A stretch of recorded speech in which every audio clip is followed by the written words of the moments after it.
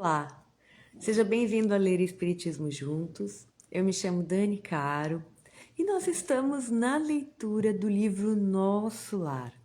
A proposta nossa aqui é nos encontrarmos diariamente para fazer duas coisas que gostamos muito: desenvolver o hábito da leitura diária através do Espiritismo.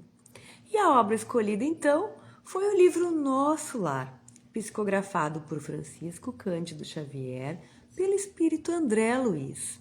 Nós estamos já no capítulo 29. André Luiz está nos contando do seu novo trabalho. Ele recebeu autorização para trabalhar, ou melhor, para observar, mas muito bem instruído por Dona Laura, a anfitriã da casa onde André Luiz está morando.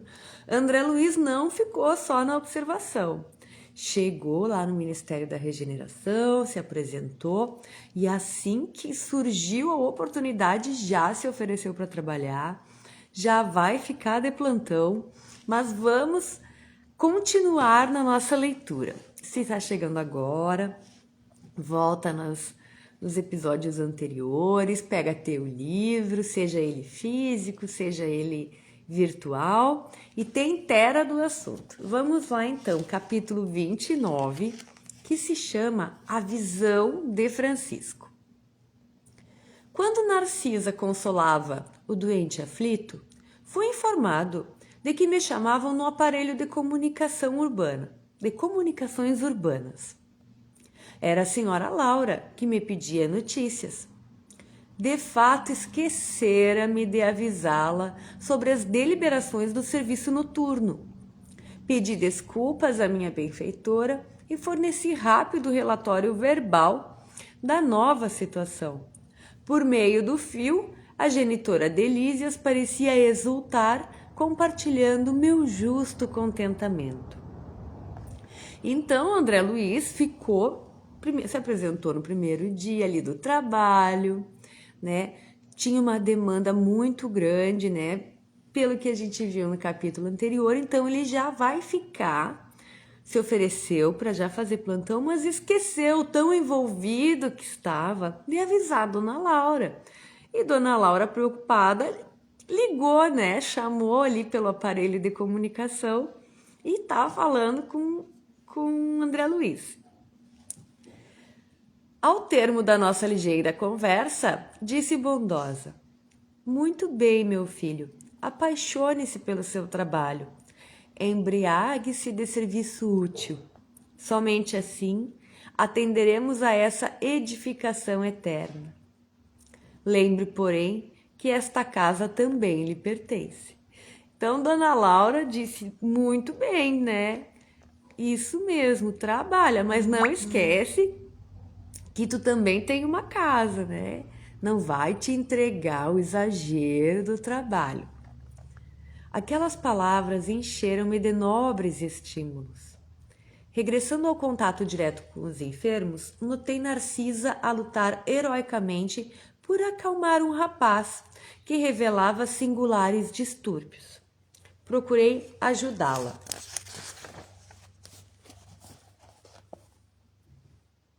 O pobrezinho, de olhos perdidos no espaço, gritava espantadiço: acuda-me, pelo amor de Deus, eu tenho medo.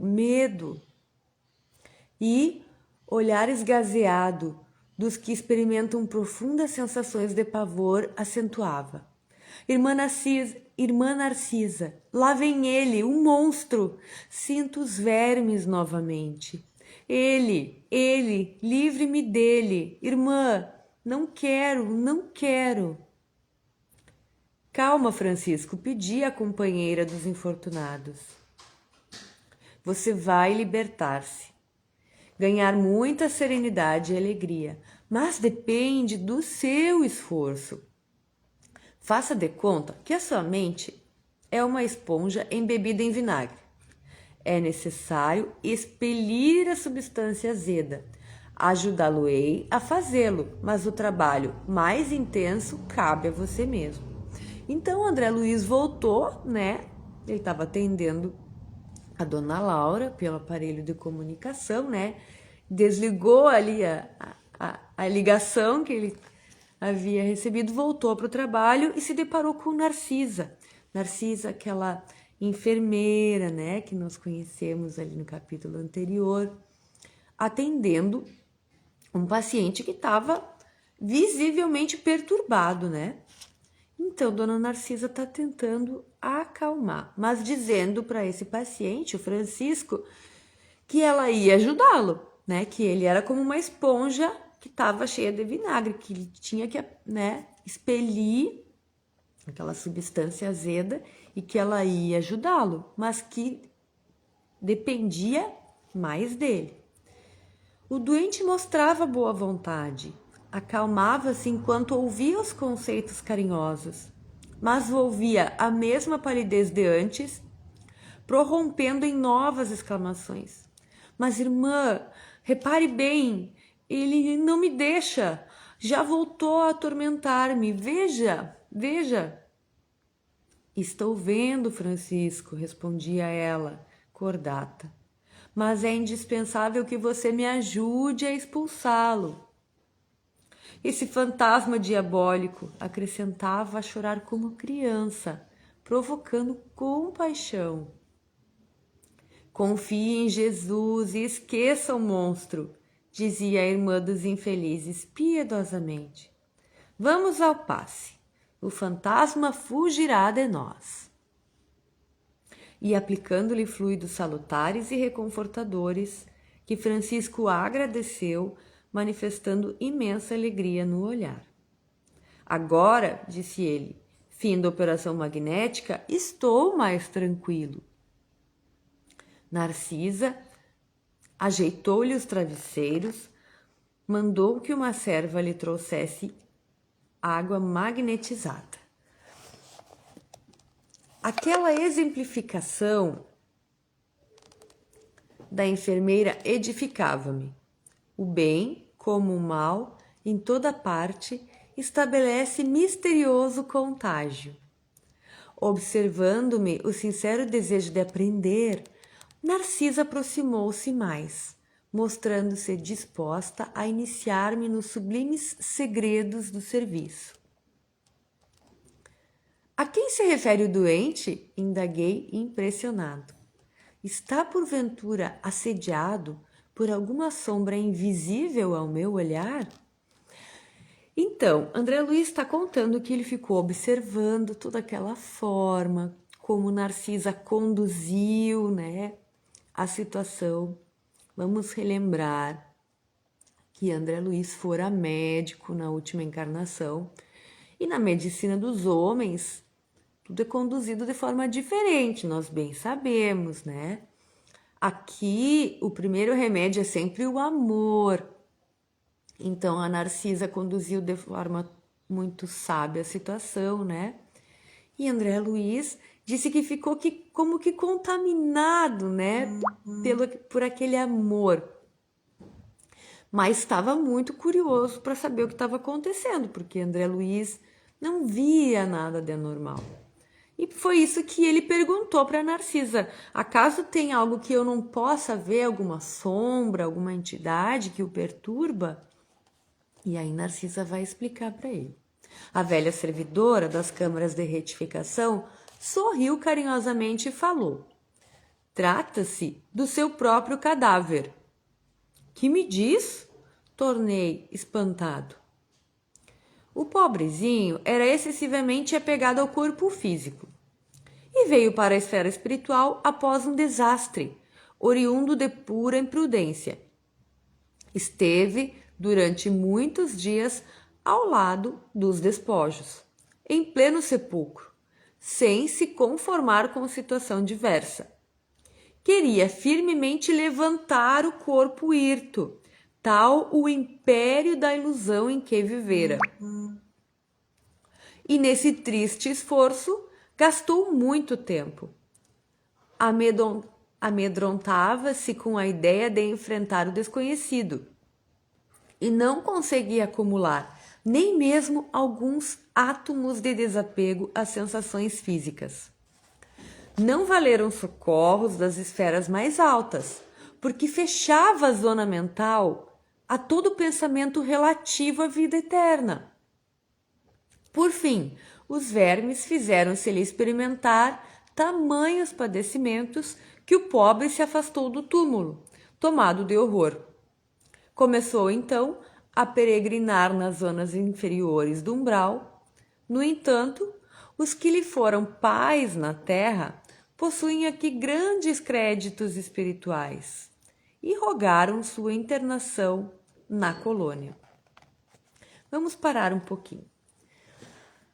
O que Narcisa está explicando para André? Que Francisco desencarnou por um desastre, onde fica aqui subentendido que ele mesmo foi o causador. Tá? Não de imprudência, né? Diz aqui, de imprudência. Não diz exatamente o quê. Mas fato é que, como outros exemplos que a gente já viu aqui, vamos ver muitos ainda, nunca parou para refletir sobre a continuidade da vida, né? Sobre o seu ser, extremamente apegado ao corpo físico. Quando desencarnou, só o que ele via era um corpo deitado. E ele ficou sem nem cogitar, pensar que algo estranho estava acontecendo, ficou ali numa tentativa de fazer aquele corpo se levantar. E os dias foram passando até que a decomposição do corpo físico começou a acontecer. E ele, extremamente apegado, né? Começou a ficar horrorizado. Imagina o que é, né? É uma cena realmente desagradável presenciar a decomposição do próprio corpo físico, né? Então, nesse momento de horror, ele ficou em choque e ele, sim, aí se afastou do corpo físico e ficou vagando pelo umbral, né? Narcisa narra aqui que não foi por falta de socorro, que tinha muitos espíritos amigos tentando ajudá-lo, mas a zona mental, como diz aqui, fechava a zona mental a todo pensamento relativo a uma vida eterna. Se fechava para cogitar que a vida continuava, né? Então, para ele, estava vivo, né? Estava vivo tentando fazer aquele corpo se levantar. Aí, mas como, né? Fala aqui que os pais, agora nós vamos voltar para essa parte. Os pais tinham um grande mérito no plano espiritual, os que haviam sido pais dele, né? Na então última encarnação, tinham muitos méritos e conseguiram interceder por um socorro, né? Por uma intervenção. Vamos lá então. No entanto, os que lhe foram pais na terra possuem aqui grandes créditos espirituais e rogaram sua internação na colônia. Trouxeram-no os samaritanos, quase à força. Seu estado, contudo, é ainda tão grave que não poderá ausentar-se tão cedo das câmaras de retificação. O amigo, que lhe foi genitor na carne, está presentemente em arriscada missão, distante do nosso lar. Então, como o pai tinha, né? Os pais tinham muitos créditos, né? Como fala aqui, a gente já viu um pouco sobre isso, conseguiram que ele fosse socorrido quase à força, como diz. Por isso que Francisco está nas câmaras de retificação e vai ficar ali por um bom tempo, conforme narra Narcisa, para que possa, né, se recuperar. E o pai dele, como fala aqui, tá numa arriscada missão, longe de nosso lar. Vamos ver. E André Luiz vai perguntar: e vem visitar o doente? Perguntei. Se o pai vinha visitar Francisco, né? André Luiz está curioso. Já veio 2 vezes e experimentei grande comoção observando-lhe o sofrimento discreto. Tamanha é a perturbação do rapaz que não reconheceu o pai generoso e dedicado. Gritava, aflito, mostrando demência dolorosa. O genitor, que veio vê-lo em companhia do ministro Pádua, do Ministério da Comunicação, pareceu muito superior à condição humana, enquanto se encontrava com um nobre amigo que obtivera hospitalidade para o filho infeliz. Demoraram-se bastante comentando a situação espiritual dos recém-chegados dos círculos carnais. Mas, quando o ministro Pádua se retirou, compelido por circunstâncias de serviço, o pai do rapaz me pediu que lhe perdoasse o gesto humano e ajoelhou-se diante do enfermo. Tomou-lhe as mãos, ansioso, como se estivesse a transmitir vigorosos fluidos vitais, e beijou-lhe a face, chorando copiosamente. Não pude conter as lágrimas e retirei-me, deixando-os a sós.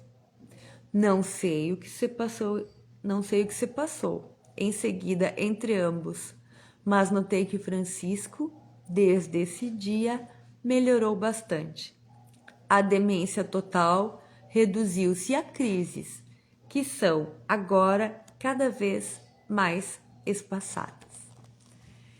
Então, Narcisa está contando para André que esse genitor veio já 2 vezes visitar Francisco e que ela presenciou nessas visitas, né, algo curioso que está contando para André, que esse pai mostrava assim uma altivez, uma superioridade, uma tranquilidade, né, na condução da situação.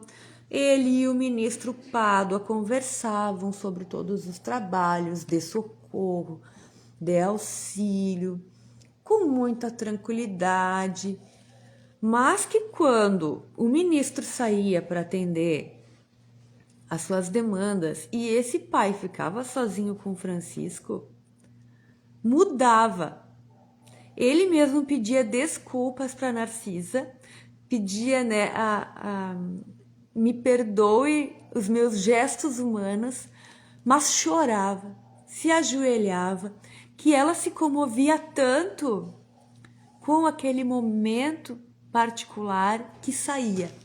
E se eu não sei o que acontecia depois. Eu só sei que Francisco melhorou muito, né?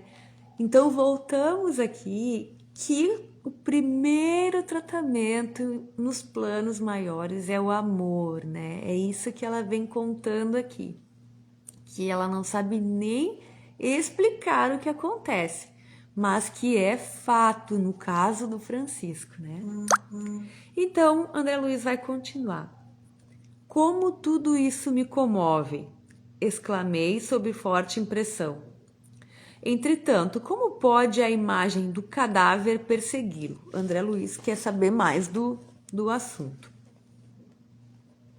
A visão de Francisco, esclareceu a velhinha, atenciosa, é o pesadelo de muitos espíritos depois da morte carnal.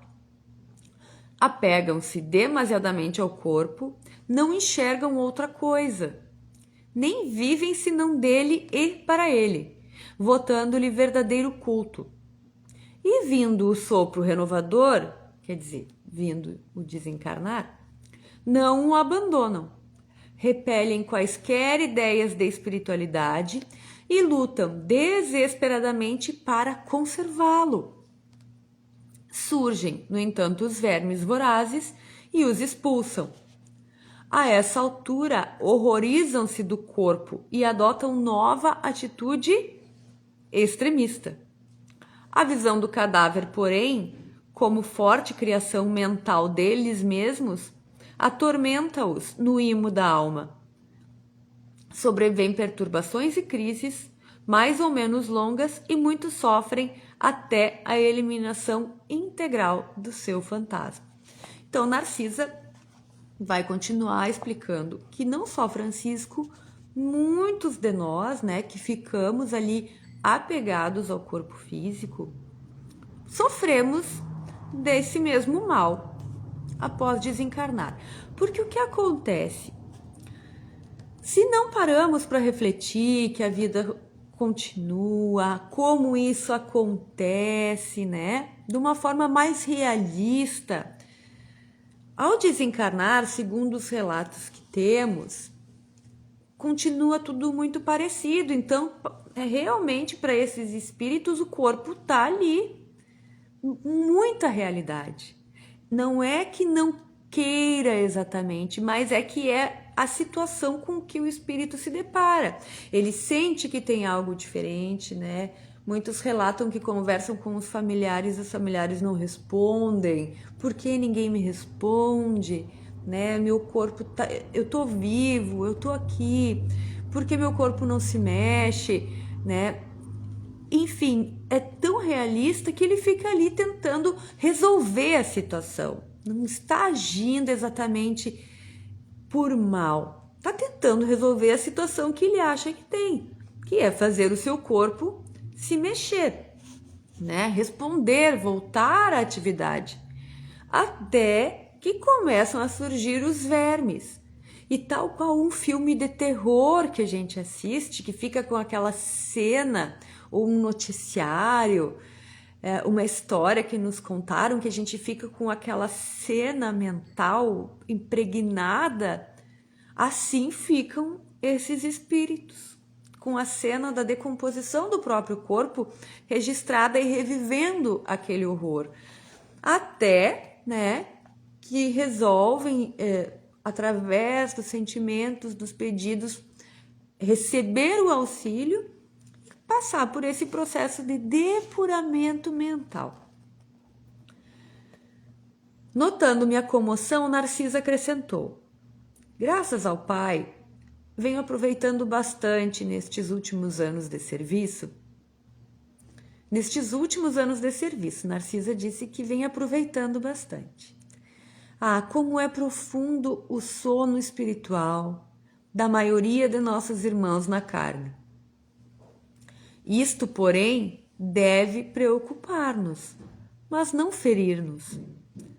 A crisálida cola-se à matéria inerte, mas a borboleta alçará o voo. A semente é quase imperceptível e, no entanto, o carvalho será gigante. A flor morta volta à terra, mas o perfume vive no céu. Todo embrião de vida parece dormir. Não devemos esquecer estas lições.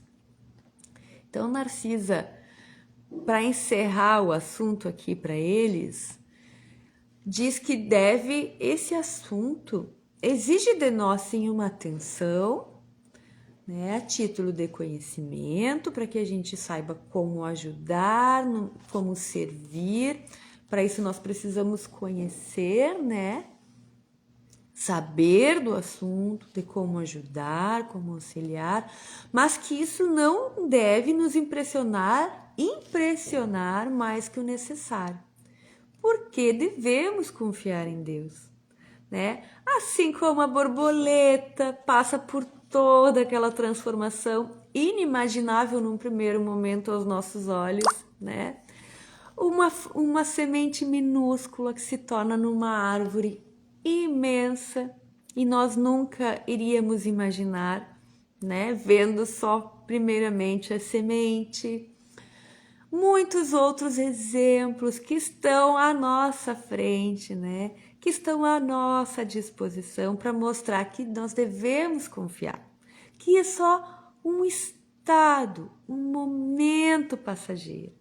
E assim como Francisco e todos nós vamos passar, né? Faz parte, né, do processo ali de cada um. Então, Narcisa diz, não devemos esquecer essas lições. E Narcisa calou-se, sem que me atrevesse a interromper-lhe o silêncio. E aqui termina então a leitura do nosso capítulo 28, né? Que fala sobre o Francisco, um paciente das câmaras de retificação, primeiro lugar aí de trabalho do André Luiz. Então, que nós fiquemos hoje com essa reflexão, da importância de conhecermos, mas sobretudo de refletirmos sobre a continuidade da vida, né?